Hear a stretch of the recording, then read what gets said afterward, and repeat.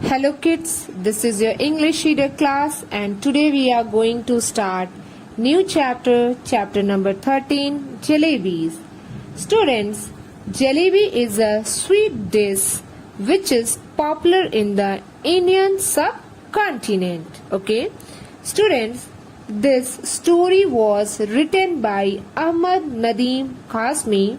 He was born on 1916 and he died on 2006. He was an Urdu and English language Pakistani poet, journalist, literary critic, dramatic and short story author. Now let's see the summary of this chapter. The story is about a boy who falls for the temptation of jalebis and suffers the loss of money reserved as his school fee. The tale begins with the description of the day when the author waited with the fee amount for Master Ghulam Muhammad, the teacher who collected the fee. But once the author was out, the 4 rupees in his pocket began to jingle with the urge to be spent on jalebis. The fee money on that day could not be collected as the teacher was on leave. Though the boy overcomes the temptation momentarily, yet he could not resist the persistent reasoning of the coins for long. Consequently, he buys jalebis from the fee amount and decides to pay the fee the day after with the scholarship's amount. To his misfortune, the scholarship was decided to be paid the next month. As the school fee was all spent, he had no way but to skip his classes as the amount was decided to be collected during recess. Having thought of no other way but to resort to Allah's mercy, he started to plead money from him. To his dismay, no miracles happened despite his innocent and resolute prayer. Even though the narrator's problem was solved later, but for a long span of time, he could not reason for Allah's denial for 4 rupees out of his massive wealth.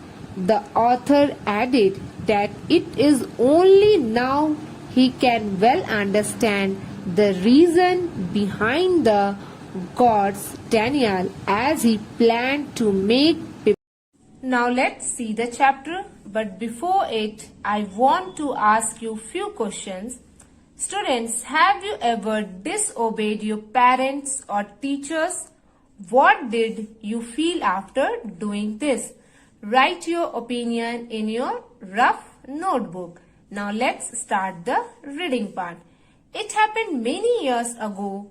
I was in the 5th standard at the government school, Kambalpur. One day I went to school with 4 rupees in my pocket to pay the school fees.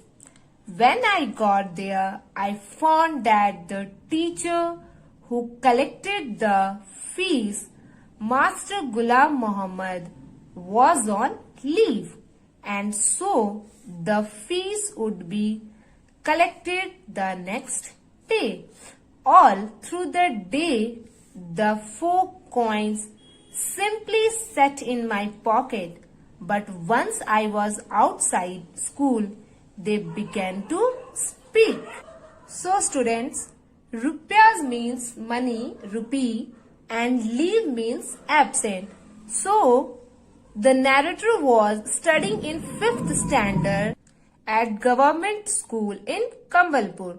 One day, when narrator went to school with 4 rupees to pay the school fees, and he found that the teacher who was going to collect the money, Master Ghulam Muhammad was on leave, so the fees would be collected on the next day. All through the day, the 4 coins simply sat in narrator's pocket, but once the narrator was outside the school, the coins began to speak. All right, coins don't talk, they jingle, but that day they actually spoke. 1 rupiah said, "What are you thinking about? Those fresh hot jalebis are meant to be eaten and money is meant to be spent." So students, jingle means a light ringing sound. So coins don't talk but they jingle, and that day coins spoke. That 1 rupiah said to the narrator that, "What are you thinking about? That those fresh hot jalebis are actually meant to be eaten and money is meant to be spent." Okay. "Look here," I said, "I am a good boy. Don't misguide me." So students, misguide means to mislead. So here I refer to narrator. Narrator said that he was a good boy and don't misguide him. The rupiahs disliked what I had said. All of them began to speak at the same time. "We are trying to tell you something for your own good. Don't you feel like eating those hot jalebis? And if you do end up spending us today, don't you get the scholarship money tomorrow? Sweets with the fees money, fees with the scholarship money." End of story. So students, spending means give money to pay for things, and scholarship means money to support students' education. So coins are trying to tell something to the narrator, that the hot jalebis are meant for eating. Okay, and they are trying to tell narrator to spend them to purchase the hot jalebi. My mouth watered, but I was not going to give in so easily. I went straight home. So narrator mouth watered, but he was not going to give it easily, and he went straight to home. The rupiahs were so keen on being spent that day that when I reached home and sat on the bed, they began to speak. At lunch, they began to shriek. Thoroughly fed up, I rushed out of the house barefoot and ran towards the bazaar. I told the halwai to weigh a whole rupee worth of jalebis. So students, neen means showing eagerness, shriek means utter a high-pitched purrsing sound, thoroughly means very much, and barefoot means without wearing anything on feet.